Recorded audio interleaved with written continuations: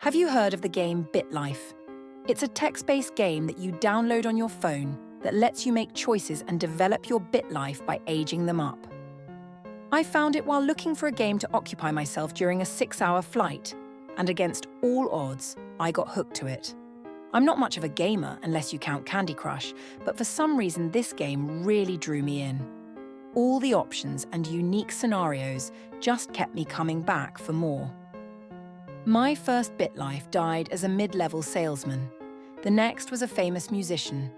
The one after was a notorious serial killer. Every new bit life was different, and every one more interesting than the next. One day, I was lying on my couch sipping on a vitamin water as my latest bit life lived out his final years. He was a very successful CEO, married to his partner for 40 years, and was the loving adopted father of 2 boys.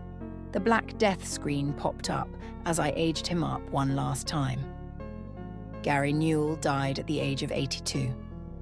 He passed away peacefully in his sleep. I let out a satisfied sigh.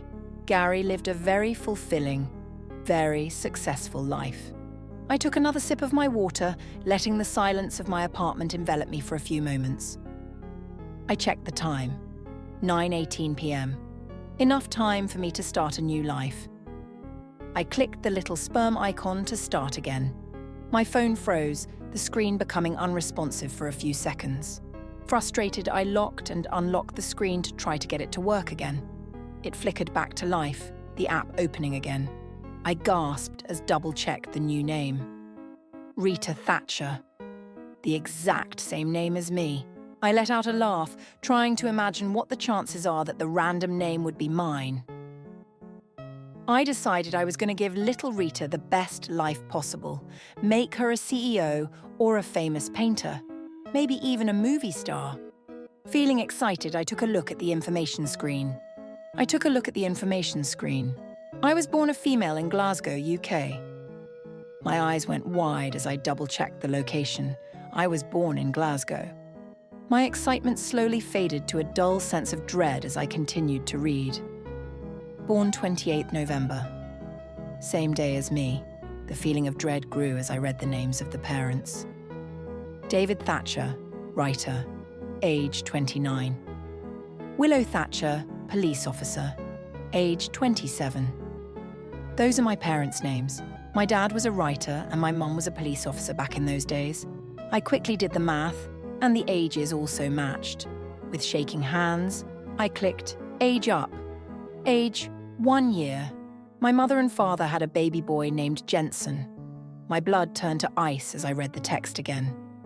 No way, I said to myself over and over, unable to believe that this is really happening. My stomach wrenched itself into knots as I thought of my poor, sweet brother. I clicked age up. Nothing showed up for age 2 and 3. With each blank screen, the feeling of dread that sat inside me eased up just a little. I tried to imagine what the odds of all this being a coincidence were, probably impossibly low. I clicked age up. Age 4. Your parents want to buy you and your brother a pet spaniel named Daphne. I let out a shriek as I dropped my phone and scrambled to the other side of the couch. I fell off the edge, my butt hitting the cold tiled floor. I sat there for a bit, curled up and taking deep breaths. I remembered Daphne's sweet brown eyes and golden coat. My parents got her for Jensen and I when I was 4. She was my sweet angel, my best friend for 5 years.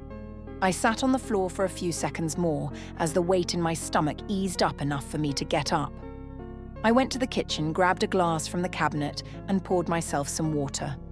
I leaned against the counter, taking slow sips as the feeling of dread faded little by little. I placed the empty glass in the sink and turned the hot water on, grabbing the sponge and dish soap as the water heated up. Still in a daze, I cleaned the glass, rinsing off the suds, and placing it on the rack to dry.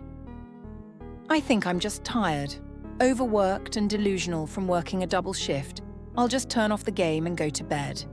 I jumped as a ping sounded from the lounge. It's my phone letting me know I had a message. I made my way to the lounge, sitting back on the couch as I picked up my phone and glanced at its screen. Bitlife was still open, its text waiting patiently for me as I swiped down and checked the notification.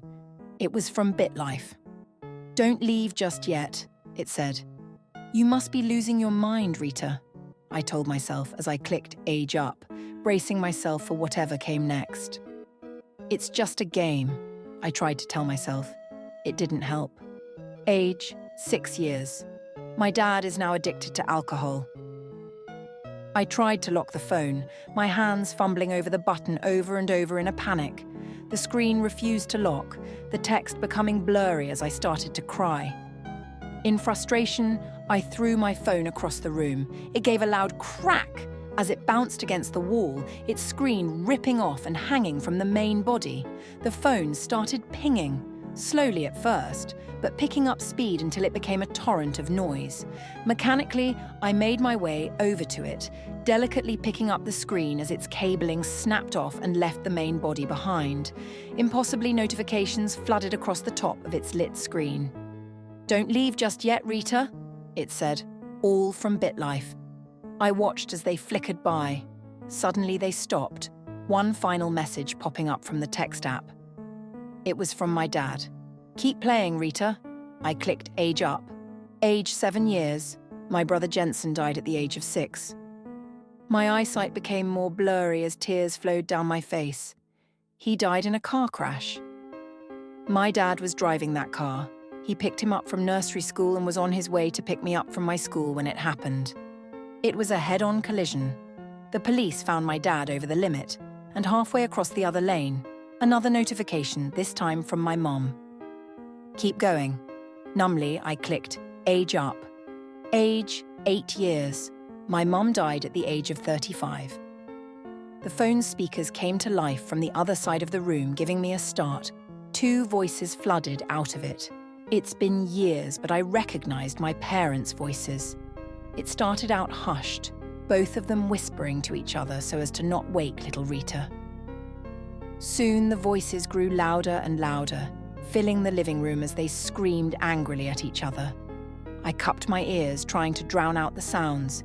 It grew louder, the noise filling the room until I screamed, trying to drown them out.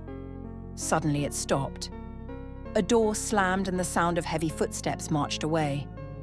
I heard someone open a kitchen drawer, the utensils clanging together inside it as someone rifled around. They pulled something out, slamming the drawer shut as they made their way back to where they came. I heard another ping come from my phone. She was stabbed by my father during an argument. The screaming turned my blood to ice. It started off loud and shrill, the sound reverberating throughout the house. It started becoming hoarse and choked before cutting off to a gargling silence. I cupped my hands over my ears, dropping the screen as I curled into a ball. I began screaming, telling it to stop as the sounds of my dad's labored breathing joined the sounds of his knife. Suddenly it cut off with another ping. As my vision returned, I looked up at the screen. "Keep playing, Rita." I clicked age up. Age, 9 years. My father committed suicide in prison at age 38. I've been sent to an orphanage. I clicked again. Age up. Age, 13 years. I was adopted by Adam Whiteley and Sarah Whiteley. Another ping. Almost there. Age, 15 years. My adoptive father hit me for not finishing dinner. Ping. Age up. Age, 18 years. I ran away from home. Age, 19 years. I got a job as a barista. Age, 20 years. 22 years. My breathing is shallow, my head is fuzzy, and my hands are shaking as I stare at the screen. 25 years. I turned 26 today. I jumped as I heard another ping. Almost there. I clicked age up. The black death screen popped up. Rita Thatcher died at the age of 26. I screamed as I heard my front door creak open. She was killed while at home.